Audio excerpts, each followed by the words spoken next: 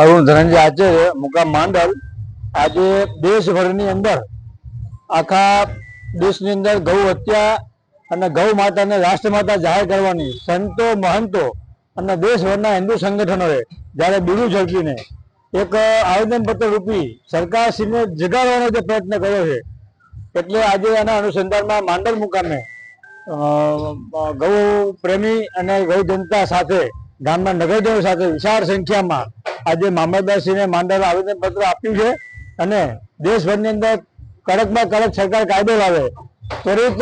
ગૌ માતાને રાષ્ટ્રમાતા જાહેર કરે અને દેશભરમાંથી ગૌ હત્યા બંધ કરે, એના અનુસંધાનમાં આજે એક રેલી સ્વરૂપે વિશાળ સંખ્યામાં અમે એક માંડલ મુકામે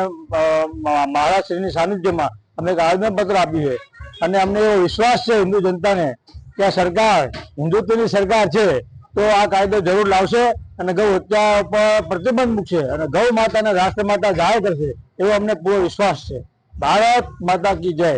गौ राष्ट्र माता, गौ माता को राष्ट्र माता।